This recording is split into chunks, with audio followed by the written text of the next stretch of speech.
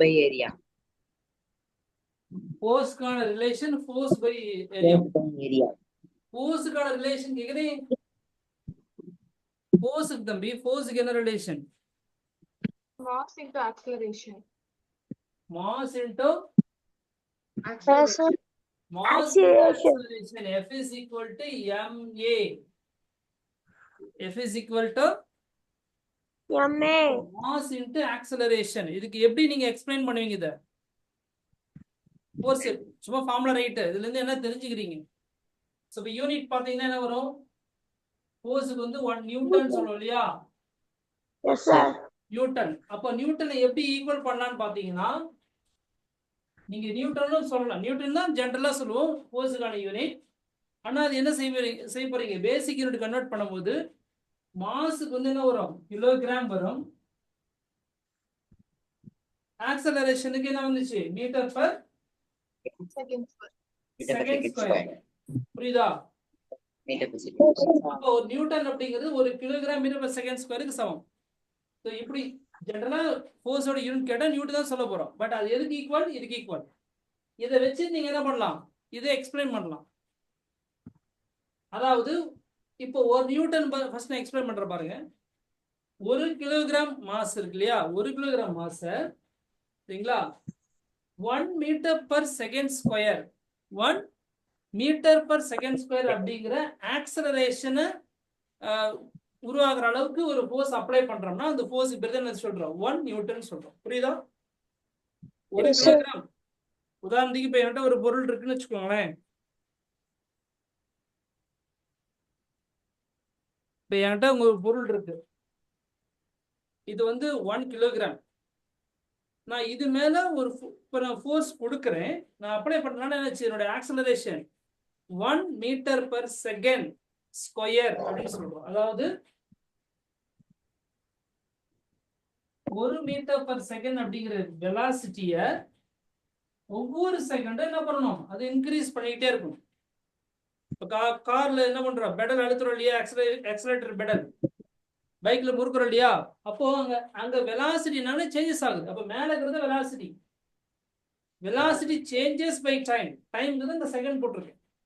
எப்போ 1 kilogram mass உள்ள ஒரு பொருள் மேல நான் கொடுக்கிற ஃபோர்ஸால அந்த அந்த அந்த பாடி என்ன மாற போகுது? என்னுடைய வேகம் என்ன மாற போகுது? இப்படி நான் ஃபோர்ஸ் கொடுக்குறேன்னா என்ன நடக்குது? என்னுடைய வெலாசிட்டி 1 மீட்டர் பர் செகண்ட். எப்போ? ஃபர்ஸ்ட் செகண்ட்ல. ரெண்டாவது செகண்ட் என்ன பண்ணுது? மறுபடியும் ஏற்கனவே 1 இருக்கா, இப்போ இன்னொன்று ஆட் ஆகி என்ன 2 மீட்டர் பர் செகண்டா மாறிடுச்சு. அப்போ ஸ்லோவா போகுது, அப்புறம் இன்க்ரீஸ் ஆகுது வேகமா போகுது. புரியுதா? அப்போ என்னுடைய ஸ்பீட் ஒவ்வொரு செகண்டும் என்ன இருந்துச்சு? 1 மீட்டர் பர் செகண்ட் அப்படிங்கிற ஸ்பீடு கெயின் பண்ணிக்கிட்டே இருக்கும். அதுக்கு பேர் தான் ஆக்சலரேஷன். Change in velocity by time. உங்க காரோ பைக்கோ வீட்டில் நிறுத்தி வச்சுக்கும்போது ரெஸ்ட்ல இருக்கு. அதே காரோ பைக் என்ன நடக்குது? ஆஃப்டர் சம் டைம் ஹைவேஸ்ல போயிட்டு என்ன பண்ணுது? அது ஒரு 80 km/h அப்படிங்கிற ஸ்பீட்ல போயிட்டு இருக்கு இல்லையா? அப்போ இனிஷியலா உங்க கார் வீட்டில் இருக்கும் போது அது 0ல இருந்துச்சு. ஆஃப்டர் ஒரு 2-3 மினிட்ஸ் கழிச்சுன்னா அது பைபாஸ்ல ரீச் ஆகணும். என்ன பண்ணுச்சு? அது வாடகை 80-100ல போயிட்டு இருக்கு அப்படின்னா அதோட வெலாசிட்டி என்ன பண்ணுச்சு? சேஞ்சஸ் பண்ணிருச்சு. எப்படி சேஞ்சஸ் பண்ணிருக்கு? ஃப்ரம் 0 to அந்த 80 km/h அப்படிங்கிற ஸ்பீடுக்கு சேஞ்சஸ் பண்ணிருக்கு. அப்ப நம்ம என்ன சொல்ல வரோம் அப்படின்னா change in velocity by time தான் ஆக்சலரேஷன். அப்போ இந்த இடத்துல வெலாசிட்டிங்கிறது 1 metre per second. 1 metre per second அப்படிங்கிற வெலாசிட்டியை ஒவ்வொரு செகண்டும் அது கெயின் பண்ணிக்கிட்டே இருக்குது அப்படின்னா அது ஆக்சலரேஷன். எது மேல? 1 கிலோகிராம் மாஸ்னு ஒரு பொருள் மேல. அப்படின்னா நான் அப்ளை பண்ண ஃபோர்ஸ் என்ன? Force 1 Newton. புரியுதா? ஃபோர்ஸ் வந்து அப்ளை ஆச்சு ஒரு பொருள் மேல. மாஸ்னா ஒரு எம்னா இந்த மாஸ் ஒரு பொருள் மேல அப்ளை ஆகுதுன்னா அது ஆக்சலரேட் ஆகணும். புரியுதா? ஒரு பாடி மேல ஃபோர்ஸ் அப்ளைனா என்ன நடக்கணுங்க? ஆக்சலரேட் ஆகணும். அப்படி என்ன அர்த்தம்? சேஞ்ச் இன் வெலாசிட்டி நடக்கணும். வெறுமனே இப்போ நீங்க ஒரு பொருள் மேல என்ன பண்றேன்? ஃபோர்ஸ் கொடுக்குறேன்னா அது வெலாசிட்டி சேஞ்சஸ் ஆகல, அப்படியே ஸ்மூத்தா ஒரே மாதிரி போகுது அப்படின்னா இங்க ஃபோர்ஸ் அப்ளை ஆன மாதிரி அர்த்தம் கிடையாது. ஃபோர்ஸ் அப்ளை ஆகலன்னு தான். சேஞ்ச் இன் வெலாசிட்டி ஆக்சலரேஷன் அங்க நடக்கணும். நடந்துச்சுன்னா தான் ஃபோர்ஸ் அப்ளை ஆகுது. அப்போ அப்போ ஒரு ஒரு ஒரு எம்ங்கிற மாசுல ஒரு பொருள் மேல ஏங்கிற ஆக்சலேஷன் நடந்துச்சுன்னா அங்க என்ன ஃபோர்ஸ் அப்ளை இருக்கு, எஃப்ங்கிற ஃபோர்ஸ் அப்ளை ஆயிருக்கு.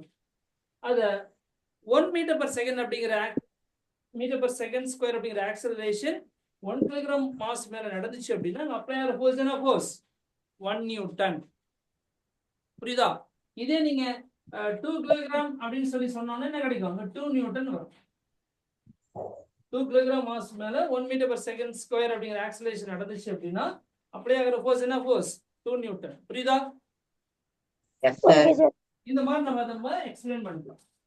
அப்போ நியூட்டன் அப்படிங்கிறது எஸ்ஐ யூனிட்டா ஃபோர்ஸ். அது பேசிக் யூனிட்ல எழுதும் போது kilogram metre per second square எழுதலாம். புரிஞ்சுதா? Yes, sir. இது தெரிஞ்சாதான் டைமென்ஷன் எழுத முடியும். எது பேசிக் யூனிட்ல எழுதுறது தெரிஞ்சாதான் முடியும். அப்போ கிலோகிராமுக்கு எம் வரும். இந்த எம்னா இல்ல மீட்டர் லென்த் இல்லையா, அப்போ எல் வரும். அப்போ கே கேஜி எம், எம்முக்கு வந்து எல், டிக்கு -2 E power 2. இதான் ஃபோர்ஸ்க்கான டைமென்ஷன். புரியுதா? Yes, sir. Sir. இதுதான் என்ன பண்ண போறோம்னா force by area, force by area. அப்ப இங்க ஃபோர்ஸ் பத்தி டீடைலா பார்த்தாச்சு. அப்ப அப்படி அப்ளை ஆகிற ஃபோர்ஸ், அப்படி அப்ளை ஆகிற ஃபோர்ஸ் எவ்வளவு ஏரியால ஆக்ட் ஆகுது, எவ்வளவு ஏரியால ஆக்ட் ஆகுது அப்படிங்கிறது முக்கியம். இப்போ நான் என்ன செய்யறேன், வெறும் காலில் நடக்கிறேன்னு வச்சுக்கோங்களேன். வெறும் காலில் நடக்கிறேன். வெறும் நடக்குமே என்ன ஆகும், என் காலுடைய தரம் வந்து பார்த்தீங்கன்னா அந்த பிரிண்ட் அப்படியே கீழே மண்ணில் பதிஞ்சிருக்கு. நான் ஒரு செப்பல் போட்டிருக்கேன்னா அந்த செப்பலுடைய சைஸுக்கு என்ன பண்ணிருக்கோம், நான் அழுத்தின ஃபோர்ஸ் அந்த செப்பல் சைஸுக்கு ஸ்ப்ரெட் ஆயிருக்கு. இப்போ நான் வெறுங்கால் அழுத்ததுக்கும் நான் ஒரு செப்பல் போட்டிருந்ததுக்கும் பார்த்தீங்கன்னா வித்தியாசம் இருக்கும். ஏன்னா என்னுடைய மொத்த எடை என்ன பண்ணுச்சு, அந்த கீழே வந்து காலுடைய ஏரியா இருக்கு இல்லையா, அந்த கான்டாக்ட் ஏரியா அவ்வளோ அதில் தான் நின்றுருக்கும். அப்போ ப்ரெஷர் அதிகமாக இருந்திருக்கும். இந்த செப்பல் போடும்போது என்னாச்சு, கீழே வந்து கான்டாக்ட் ஆகக்கூடிய ஏரியா என்னுடைய மொத்த வெயிட் என்ன பண்ணுது, அந்த செப்பலுடைய பாட்டம் என்ன பண்ணுது, கவர் பண்ணிடுது. அப்போ என்னுடைய காலை விட என்ன நடக்குது, இப்போ என் கை இருக்குன்னா இதோட அதிகமாக தான் இருக்கும் செப்பல். இது காலை நினைச்சிங்க, இப்போ செப்பலோட ஏரியா என்ன அதிகமாக இருக்குமா, அப்போ ப்ரெஷர் வந்து என்ன நடக்கும், இங்கே குறையும். ஏன்னா ஏரியா கீழே தான் கொடுத்துருக்காங்க. ஏரியா அதிகமாச்சுன்னா ப்ரெஷர் குறையும். அதனால தான் நம்ம பார்த்தீங்கன்னா ஒரு சைக்கிள் எடுத்துட்டு ஒரு மண் ரோட்டில் போகிறோம்னு வச்சுக்கோங்களேன், மண்ணில் சிக்கிட்டோம்னா நம்மளால மேலே வர முடியாது, சிரமமா இருக்கும். இதே ஒரு பைக் அப்படின்னா கொஞ்சம் ஈஸியா இருக்கும். காருன்னு ஈஸியா வந்து லாரி எல்லாமே அதுல ஏறி வந்துடும். நான் சொல்றது சைக்கிள் சிக்கக்கூடிய அளவுக்கு மண்ணை பேசிட்டு இருக்கு. பட் லாரியோ காரோ மண்ணில் சிக்கிச்சுன்னா அதுவுமே வர முடியாம தவிக்குது, அது வேற விஷயம். நான் சொல்றது சைக்கிள் மாட்டிக்கிட்டு வர முடியல அப்படிங்கிற ஒரு கண்டிஷன் உள்ள ஒரு இடத்துல ஒரு காரோ பைக்கோ லாரியோ பஸ்ஸோ மேல வந்துடுது. புரியுங்களா? அதே காரோ பஸ்ஸோ மாட்டிக்கிட்டு இருக்கிற ஏரியாவில் ஒரு டிராக்டர் பூந்து வருது. இப்போ வயக்காட்டில் போய் நம்ம கார் ஓட்ட முடியுமா? ஆனால் வயக்காட்டில் என்ன நடக்குது, டிராக்டர் போகுதா இல்லையா? Yes, sir. அப்ப என்ன காரணம் அப்படின்னா அங்க ப்ரெஷர் மாறும். நீங்க டிராக்டருடைய வெயிட்டும் ஒரே வெயிட் எடுத்தீங்க, ஒரு மினி ஆட்டோ எடுத்தீங்க, அதனுடைய வெயிட் ஒரே வெயிட் எடுத்தீங்க, ரெண்டும் ஒரே வெயிட் தான். ஆனா அதன் ஆட்டோட அந்த வீலுடைய பாட்டம் சைஸ் சின்னதா இருக்கும், டிராக்டர் எப்படி இருக்கும், அகலமா இருக்கும். ஸோ அகலமா இருக்க என்ன நடக்குன்னா ஏரியா கான்டாக்ட் ஏரியா இருக்கு இல்லையா, கீழே இருக்கிற ஏரியா அதிகமா என்ன ஃபார்முலா தானே எப்ப எதுன்னு கொடுத்துருக்காங்க. அப்போ ஏரியாவுக்கு இது இன்வெர்ஸ்லி ப்ரொபோர்ஷனல். இங்க அதிகமாச்சுன்னா இது குறையும். புரியுதா என்ன சொல்றேன்னு? டைரக்ட்லி ப்ரொபோர்ஷனல்னா இப்போ ஃபோர்ஸ் அதிகமாச்சுன்னா ப்ரெஷர் அதிகமாகும். பட் ஏரியா அதிகமாச்சுன்னா ப்ரெஷர் குறையும். அதனால அதான் டயர் அதிகமா அகலம் அதிகமா ஆகுதுன்னா ப்ரெஷர் வந்து உங்களுக்கு குறையுது. நீங்க கேள்விப்பட்டிருப்பீங்க, இந்த மாதிரி ஒரு மனுஷன் படுத்திருப்பாங்க, மனுஷன் மேல என்ன பண்ணுவாங்க, ஒரு போர்டு வச்சு என்ன பண்றாங்க, அது மேல ஒரு யானை கால் வைப்பாங்க. ஆனா மனுஷன் ஒண்ணாகாது. பாத்திருக்கீங்களா சர்க்கஸ்ல? அப்ப அங்க என்ன நடக்கும் அப்படின்னா, இப்ப உதாரணத்துக்கு இது வந்து என்ன பண்ணிக்கிறீங்க, ஒரு கார்ட்போர்டா வச்சுங்க, ஒரு மனுஷன் இருக்காங்க. இப்போ மனுஷன் இந்த பெண்ணுன்னு வச்சுங்களேன். இப்போ இந்த பெண்ணு தான் வந்து பாத்தீங்கன்னா, இந்த பெண்ணோட இந்த டிப்பு தான் யானையோட கால். இப்போ மனுஷன் என்ன பண்ணிக்கிறாங்க, இங்க படுத்திருக்காங்க. இப்போ மனுஷன் மேல என்ன நடக்குது, இந்த யானை போய் காலை வைக்குது அப்படின்னா மனுஷன் செத்துருவான் இல்லையா, நசுங்கிடுவான் இல்லையா. என்ன பண்றோம் அப்படின்னா இந்த கார்ட்போர்ட் இந்த மனுஷன் மேல வச்சாச்சு. இப்போ இந்த யானையோட கால் வந்து மேல வச்சோன்னு என்ன நடக்குதுன்னா, யானை கொடுக்குற ஃபோர்ஸ் என்ன ஆகும்னா, இந்த கார்ட்போர்ட் இருக்கு இந்த அட்டை, இந்த புக் இங்க வச்சிருக்கலாம், இந்த புக்கு ஃபுல்லா அந்த ஏரியா, இந்த கீழே இருக்கிற ஏரியா தான் கணக்கு. அந்த யானை கொடுக்குற அந்த மொத்த ஃபோர்ஸும் டிவைட் ஆயிடும், இந்த ஏரியாவில் ஃபுல்லா டிவைட் ஆயிடும். அப்போ ஏரியா கீழே பார்த்தீங்கன்னா யானையோட ஃபோர்ஸ் என்ன ஆச்சு, இவ்வளவு பெரிய ஏரியாவில் தான் வந்து கீழே ரீச் ஆகுது. அப்போ அந்த மனுஷனுக்கு அந்த ப்ரெஷர் வந்து ஒன்றும் பண்ணாது. புரியுதா? Yes, sir. அப்போ நினைச்சு பாருங்க, பெரிய டயர்ல ஏதாவது ஒரு ஒரு இன்னும் இப்போ நம்ம லாரிலாம் வச்சுக்கிறோம்ல, அந்த லாரியோட டயரை விட ரொம்ப பெரிய அகலமான டயர் போட்டோம்னா நம்ம மேலே ஏறி போனா கூட, நான் சொல்றது ஒரு அந்த அளவுக்கு வைடா இருந்துச்சுன்னா, நம்ம மேலே ஏறினாலும் ஒன்றும் ஆகாத அளவுக்கு ஒரு பெரிய ரொம்ப அகலமான டயர் வச்சோம்னா கண்டிப்பா ஒன்றும் ஆகாது. நீங்க வச்சு பார்த்தீங்கன்னா, ஐ மீன் அந்த மாதிரி செய்யறது இல்லை. பட் நீங்க யூடியூப்ல மேபி அது மாதிரி ஆச்சரியமான வீடியோ எல்லாம் இருக்க வாய்ப்பு இருக்கு. ஒன்றும் ஆகாது. அதனாலதான் என்ன பண்ணுது, ஈஸியா கல்லு, பெரிய பெரிய கல்லு, பாறை எல்லா இடத்துலயும் என்ன பண்ணுது, பூந்து வந்துகிட்டே இருக்கு. அதுக்கு ஒன்றும் ஆகிறது கிடையாது. பட் நம்ம காரோ நம்ம பைக்கோ பார்த்தீங்கன்னா சின்ன சின்ன கல்லு ஜல்லி கொட்டி வச்சிருப்பாங்க பாருங்க. ஜேசிபிவே என்ன பண்ணும், அழகா அது மேல போகும் எல்லாம் பண்ணும். ஆனா நம்மளால என்ன பண்ண முடியாது, போக முடியாது. கார்ல போக முடியாது, பைக்ல போக முடியாது. பட் ஜேசிபி ஈஸியா போகும். பாத்துறீங்களா இல்லையா? Yes, sir. Force by area தான் ப்ரெஷர். அப்போ ப்ரெஷருக்கு ரொம்ப நெருக்கமானது என்னது, இந்த ஏரியா. ஸோ வெறும் ஃபோர்ஸை மட்டும் பேசாம ஃபோர்ஸ் என்ன பண்றாங்க, வித் கம்பேரிங் தட் ஏரியா. அதனாலதான் இப்போ நீங்க ஒரு பென்சில் வந்து ஒரு ஆணி எடுத்துக்கோங்களேன். ஆணி வந்து ஷார்ப்பா இருக்கும், வால்ல அடிச்சுன்னா என்ன பண்ணும், அடிச்ச உள்ள இறங்கிடும். ஏன்னா நான் அடிக்க என்னுடைய கையை கொடுக்குற அத்தனை ஃபோர்ஸ் என்ன பண்ணுது, இந்த இடத்துல போய் அடிச்சு என்ன பண்ணுது, அந்த அத்தனை ஃபோர்ஸ் என்ன பண்ணுது, சின்ன டிப்பு வழியே என்ன பண்ணுது, இந்த வால்ல இறங்குது. அப்போ இந்த ஃபோர்ஸ் பை இந்த ஏரியா, ஏரியா கான்டாக்ட் ஏரியா ரொம்ப ஸ்மால் ஏரியா, இந்த கான்டாக்ட் ஏரியா. புரியுதா? அதனால போகுது. இதே ஒரு ஒரு ராட் இந்த மாதிரி எடுத்துக்கிட்டு இதுல நான் சுத்தி வச்சு அடிச்சுன்னா ஆகும், இது போகாது. ஏன்னா என்ன இருக்கு, ஷார்ப்பா இல்லை. புரியுதா? அதனாலதான் ஷார்ப்பா இருக்கிற பொருள் என்ன பண்ணுது, ஈஸியா ஒண்ணுக்குள்ள நுழைஞ்சு போக முடியுது, ஷார்ப்பா இல்லாத போக முடியல. புரியுதா? அதனாலதான் ஷார்ப்பா இருக்கக்கூடிய பிளேட் என்ன பண்ணுது, ஈஸியா கட் பண்ணிடுது. ஷார்ப்பா கத்தி ஈஸியா கட் பண்ணுது. சரிங்களா? வெட்டுற அருவாள்லாம் இருக்குல்ல, அதெல்லாம் பாருங்க டப் டப்னு வெட்டுவாங்க. அது அப்போ என்ன பண்ணுவாங்க, அதை ஷார்ப் பண்ணிக்கிட்டே இருப்பாங்க. ஷார்ப் பண்ணும்போது ஏரியா கான்டாக்ட் வந்து குறையுது. ஏரியா குறைஞ்சா என்ன பண்ணும், ப்ரெஷர் அதிகமாகும். ஏரியா குறைஞ்சா ப்ரெஷர் அதிகமாகும். நம்ம ஆல்ரெடி பார்த்த டாபிக் தான், நல்லா புரிஞ்சுங்க. இது எல்லாமே நம்ம ஆல்ரெடி பார்த்த டாபிக், கன்க்ளூஷன் தான் போயிட்டு இருக்கு. இருந்தாலும் சொல்றேன், ஏன்னா நீங்க நிறைய விஷயங்கள் உங்களால ஞாபகப்படுத்த முடியுதுக்காக சொல்லிட்டு. அப்ப நீங்க ஃபோர்ஸுக்கான யூனிட் தெரிஞ்சிச்சு அப்படின்னா, F ஃபோர்ஸுக்கான யூனிட் நியூட்டன் வந்து மீட்டர் ஸ்கொயர். அப்ப நியூட்டன் பர் மீட்டர் ஸ்கொயர் அப்படிங்கிறது தான் பிரஷருக்கான யூனிட். அல்ல இது என்ன பண்ணலாம், நீங்க ஒரே யூனிட்டா மாத்தணும்னா பாஸ்கல் சொல்லணும். So 1 Newton per meter square is equal to 1 Pascal. So Pascal is unit of pressure. புரியுதா? அப்ப இதோட டைமென்ஷன் என்ன சொல்லலாம், ஃபர்ஸ்ட் நியூட்டனுக்கு போட்டீங்கன்னா கிடைக்கும், மேல இருக்கிற ml T2 பவர் -2 சொல்லி நம்ம வருது இல்லையா? அப்ப கீழே என்னது, மீட்டர் ஸ்கொயருக்கு ஒரு எல் ஸ்கொயர் வரும். கரெக்டா? புரியுதா இல்லையா? கேக்குதா இல்லையாப்பா? ஸ்கொயர் மேல போச்சு என்ன பண்ணும், மைனஸ் எல்லாம் மாறும். அதாவது மைனஸ் எல் பவர் -2 மாறும். ஆல்ரெடி பிளஸ் 1 இருக்கு மேல, இது மேல போகும்போது என்ன பண்ணுது, -2. அப்போ +1 -2 என்ன வரும், -L மாறும். அப்போ அதாவது -1 மாறும், என்ன செய்யலாம், என்ன வரும் சொல்லுங்க, என்ன வரும், -2. L -2. இப்பதான் நம்ம பாத்தீங்க, நியூட்டனுக்கு ml T பவர் -2 இருக்கு, கீழே மீட்டர் ஸ்கொயருக்கு L ஸ்கொயர் வருது. L ஸ்கொயர் மேல புஷ் என்ன பண்ணும், L பவர் -2 தானே வரும். L T L பவர் -2 வரும். இங்க L ஆல்ரெடி 1 தான், இங்க 1 இங்க -2 ரெண்டுத்தையும் ஆட் பண்ணா கிடைக்கும், -1 தானே வரும். புரியுதா இல்லையா? சாய் என்ஜினா சாயந்தரம் புரியுது இல்லையம்மா? Yes, sir. இஷாந்த் புரியுது சார். ரைட்.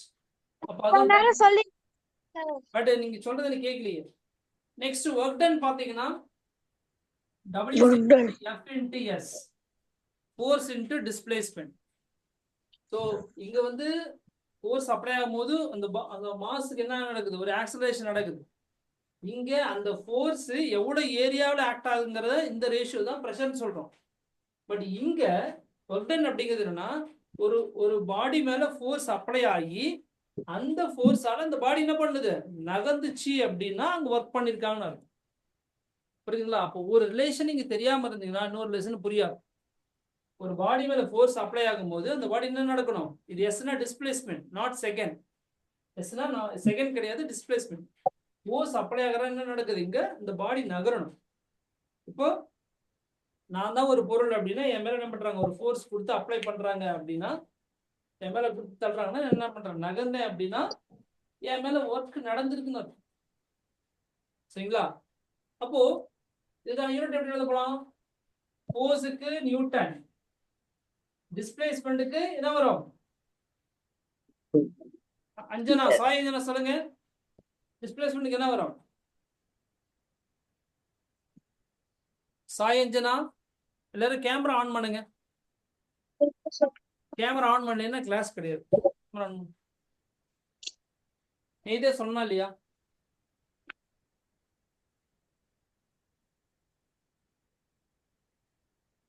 சொல்லுங்க சொல்லுங்கப்பா. ஃபோர்ஸுக்கு நியூட்டன், தென் டிஸ்பிளேஸ்மெண்ட்டுக்கு என்ன வரும் சொல்லுங்க தம்பி, டிஸ்பிளேஸ்மெண்ட்டுக்கு என்ன வரும்? Sir, meter per second. Metre per second. யார் சொன்னது, சாய் இன்ஜினாவா? Yes, sir. Metre per second. Displacement என்ன அர்த்தம், Distance. Distance. shortest distance. Distance. Shortest distance தானே சொல்றோம். அப்போ டிஸ்பிளேஸ்மெண்டோட யூனிட் என்ன, Sir, meter. Metre. SI unit of displacement metre. பாருங்க Meter. ரொம்ப ஈஸியான ஒண்ணே நீங்க மறந்துடுறீங்க. அப்போ எவ்வளவு இன்வால்வ்மெண்டா இருக்கீங்க பாருங்க. Newton metre. அப்போ நியூட்டனுக்கான டைமென்ஷன் ஆல்ரெடி இங்க இருக்கு, mLT பவர் -2 அப்படின்னு போட்டிருக்கோம். மீட்டருக்கு எல், சரியா? இப்ப சேர்த்து எழுதுனா என்ன பண்ண போறோம், இங்க ஒரு எல்லுக்கு மேல எதுவுமே இல்லைன்னா 1 இருக்குன்னு அர்த்தம் பவர். இங்க ஒரு Sir, power, m equal to t minus 2. அவ்வளவுதான். இங்க 2 வந்துரும், இது நம்ம எடுத்துடலாம். சரியா? புரிஞ்சுதா இல்லையா? Sir. See, ஒர்க் டனுக்கு என்ன பண்ண போறோம், F into Sங்கிறது formula.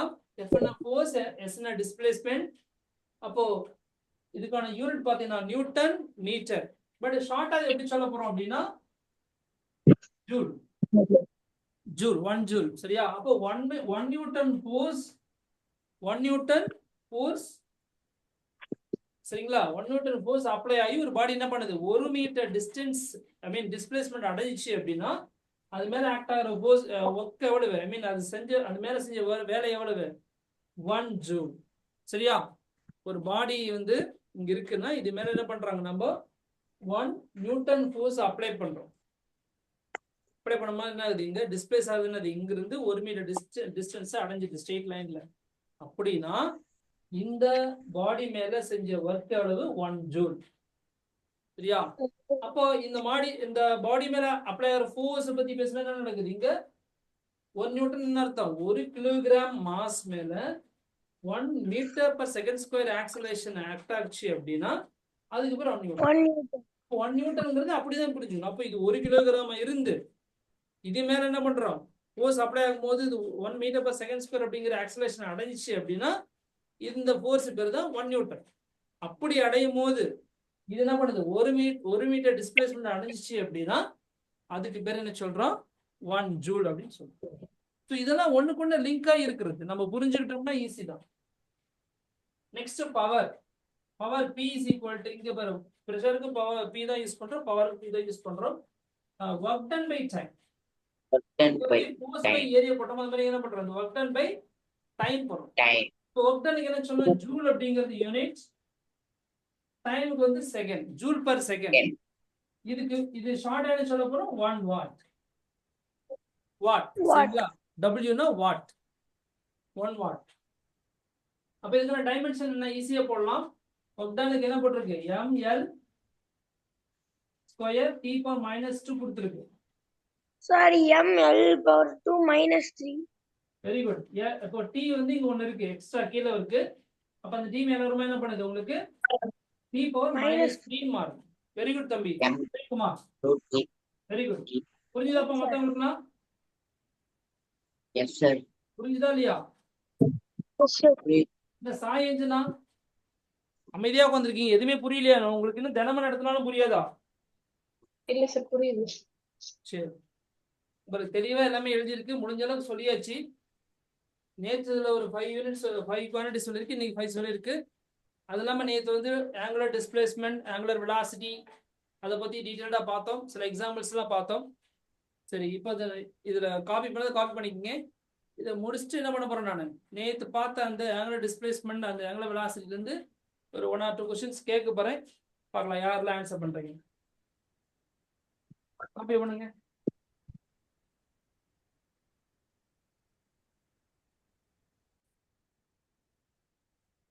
Fine. Sujith சொல்லுங்க பார்க்கலாம். What is the unit of SI unit of power? Yes, unit of Nishant, SI unit of power.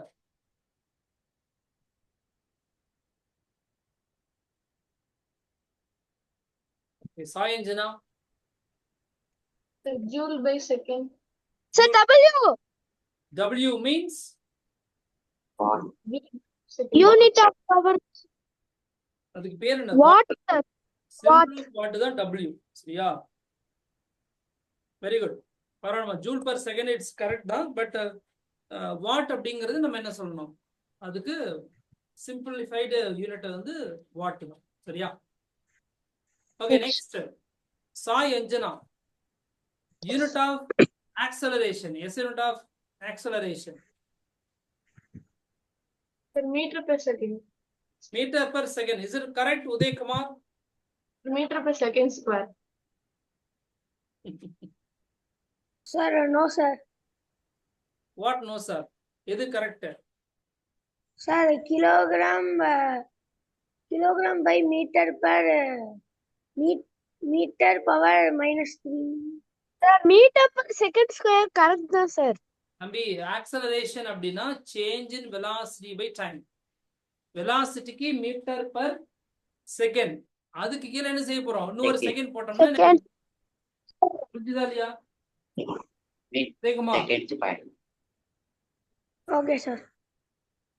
Metre per செகண்ட்ங்கிறது வெலாசிட்டியோட யூனிட். இப்போ நமக்கு ஆக்சலரேஷன் என்னன்னு சொல்ல போறோம், change in velocity by time. இப்போ மேல இருக்கிறது வெலாசிட்டி தான், அதுக்காக யூனிட் தான் என்ன சொல்றேன், மீட்டர் பர் செகண்ட் போட்டிருக்கோம். கீழே டைமுக்கு செகண்ட்.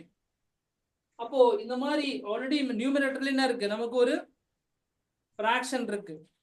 அது எப்படி எழுதுவீங்க, m/s எழுதிக்கிங்க. இந்த s அப்படியே 1/s வச்சுக்கிங்க. இப்போ ஆன்சர் என்ன வரும்னா m/s ஸ்கொயர் வரும், மீட்டர் பர் செகண்ட் ஸ்கொயர். புரியுதா? Yes, Yes, sir. sir. Okay, sir. இதுதான் ஆக்சலரேஷனுக்கான unit. Then what is the SI unit of work done? Nishanth, Sir, work ton.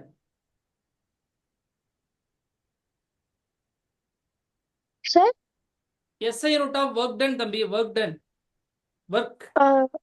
ஐயோ, அது சார் ஜே தான் சார், அது பேர் மறந்துச்சு. ஜே சார்,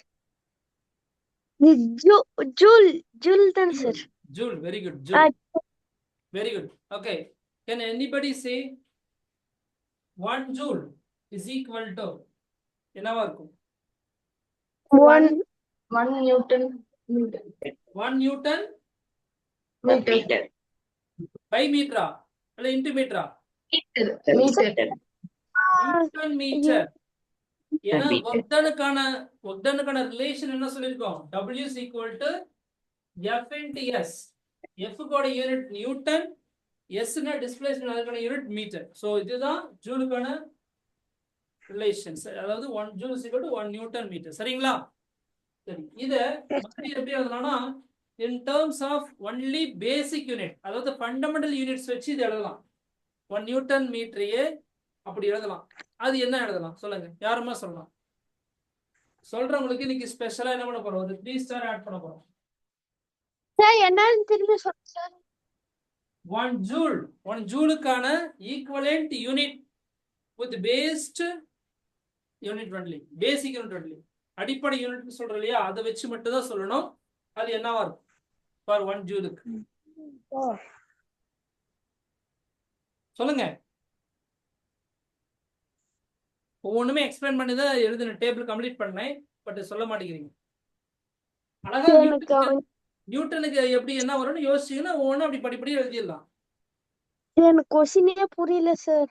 கொஸ்டின் புரியலையா தம்பி? யூனிட்ஸ் வந்து நிறைய யூனிட் சொன்னேன் இல்லையா, அதுல இப்போ நமக்கு பேசிக் யூனிட்னா பாத்தீங்கன்னா இந்த 7 குவான்டிட்டிஸ் இருக்கு இல்லையா, length, mass, time, current, temperature, இதெல்லாம் இருக்கு இல்லையா. அந்த 7 குவான்டிட்டிஸ் தான் பேசிக் குவான்டிட்டின்னு சொல்லுவோம். அதுக்கான யூனிட்ஸ் பேர் தான் பேசிக் யூனிட்ஸ் சொல்லுவோம், அந்த ஃபண்டமெண்டல் யூனிட்ஸ் சொல்லுவோம். அப்போ நியூட்டன் அப்படிங்கிறது அது ஜூல் அப்படிங்கிறது பாத்தீங்கன்னா பேசிக் யூனிட் கிடையாது. சரிங்களா? அது வந்து டிரைவ்டு யூனிட்ஸ் தான். அப்போ இந்த ஜூலுக்கு ஈக்குவலான யூனிட், அதாவது பேசிக் யூனிட் என்னன்னு பாத்தீங்கன்னா நீங்க வேற மாதிரி வரும்.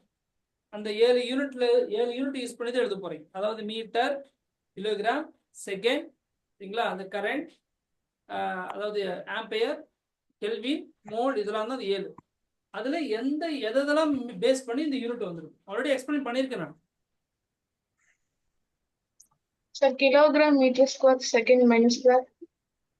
எஸ், நியூட்டனுக்கு ஃபர்ஸ்ட் எழுதணும். நியூட்டனுக்கு என்ன வரும்? 1 நியூட்டன் அப்படின்னா 1 kilogram metre. F is equal to MA. M னா கிலோகிராம், மாஸ். ஏன்னா ஆக்சலரேஷன் இப்பதான் பார்த்தோம், மீட்டர் பர் செகண்ட் ஸ்கொயர் பார்த்தோம். அப்போ கிலோகிராம் அப்படிங்கிறது பேசிக் யூனிட், மாஸோட யூனிட், மீட்டர்ங்கிறது லென்த்தோட யூனிட், எஸ் செகண்ட் ஸ்கொயர் அப்படிங்கிறது டைம்க்கான யூனிட். அப்போ நியூட்டனுக்கான யூனிட் வித் ஒன்லி பேசிக் யூனிட்னு பார்த்தோம்னா kilogram metre per second square. இப்போ இதுக்கு ஈக்குவலான யூனிட் இதுதான். இப்போ இந்த இடத்துல நமக்கு ஜூலுக்கு ஈக்குவலான யூனிட் கேட்டிருக்கேன். அப்போ நியூட்டனுக்கு ஃபர்ஸ்ட் என்ன எழுதிடுறோம்? Kilogram metre per second square. புரியுதா நிஷாந்த்? நியூட்டனுக்கு கிலோகிராம் மீட்டர் பர் செகண்ட். என்னப்பா புரியுது சார். புரியுதா? Yes sir. ரைட். மீட்டர் இருக்கு, அந்த மீட்டர் பக்கத்துல போட்டீங்கன்னா கிலோகிராம், இந்த மீட்டர் இந்த மீட்டர் மீட்டர் ஸ்கொயர் என்ன வரும்? Kilogram metre square then by second square. By இல்லாம போட்டீங்கன்னா செகண்ட் இந்த 2 பக்கத்துல மைனஸ் பண்ணணும். சோ இதை பேஸ் பண்ணி தான் நம்ம டைமென்ஷன் எழுதணும். என்ன எழுதணும்? கிலோகிராமுக்கு m, ml power 2 t power 2 t power minus 2 னு போட்டுறணும். ஞாபகம் இருக்கா? என்ன செகண்ட் ஸ்கொயர். சோ அப்போ நீங்க இது இந்த பேசிக் யூனிட்ல இருந்து தான் இந்த டைமென்ஷன் எழுதணும். ஏன்னா டைமென்ஷன் ஃபார்முலா என்னது? ஒன்லி இந்த பேசிக் யூனிட் வச்சு எழுதுறது தான். இது எப்படின்னா லைக் இந்த டைமென்ஷன் அப்படின்னா எப்படி நீங்க ஆல்பபெட்ஸ் எல்லாம் படிச்சுட்டு என்ன செய்றீங்க, வேர்ட்ஸ் ஃபார்ம் பண்றீங்களா, அதே போலதான் இங்கேயும் ஆல்பபெட்ஸ் மாதிரி தான் நமக்கு இந்த 7 குவான்டிட்டிஸ் இருக்கு. இந்த 7 குவான்டிட்டி நீங்க தெளிவா தெரிஞ்சிருந்தீங்கன்னா உங்களுக்கு அதை வச்சு எல்லா குவான்டிட்டிக்கான எல்லா டெரிவேட்டிவ் குவான்டிட்டிஸ்க்கான டைமென்ஷன் உருவாக்க முடியும். ஒரு தடவை டைமென்ஷன் உருவாக்கிட்டீங்கன்னா இந்த டைமென்ஷன் தான் இந்த குவான்டிட்டிக்குன்னு சொல்லிடலாம். உதாரணத்துக்கு இப்போ எனர்ஜின்னு சொல்றோம் இல்லையா, ஒர்க் டன், எனர்ஜி எல்லாமே ஒரே மாதிரி டைமென்ஷன் தான். அந்த எனர்ஜி பார்த்தீங்கன்னா பொட்டன்ஷியல் எனர்ஜியா இருக்கலாம், கைனடிக் எனர்ஜியா இருக்கலாம், light energy, heat energy, mechanical energy, நீங்க கெமிக்கல் எனர்ஜி, ஜியோதர்மல் எனர்ஜி, எங்க நீ எனர்ஜி போட்டாலும் சரி. எனர்ஜி ஸ்டோர்ட் இன் கெப்பாசிட்டர், எனர்ஜி ஸ்டோர்ட் இன் இண்டக்டர், ஃபியூச்சர்ல படிப்பீங்க. எந்தெந்த டிவைஸ்ல எங்கெங்கெல்லாம் எனர்ஜின்னு கான்செப்ட் படிக்கிறீங்களோ எல்லா இடத்துலயும் இதே யூனிட்ஸா வரப்போகுது. இதே ஜூல் தான் யூஸ் பண்ண போறோம். புரியுதுங்களா? அது ஆட்டம் சைஸ் இருந்தாலும் சரி, பெரிய சைஸ் இருந்தாலும் சரி, எனர்ஜியோட யூனிட் ஜூல் தான், எஸ்ஐ யூனிட். புரியுதுங்களா? எனர்ஜி நிறைய ஃபார்முலா இருக்கு, எல்லாத்துக்கும் ஒரே யூனிட் தான். ஸோ அதுக்கு தான் டைமென்ஷன் போட்டீங்கன்னா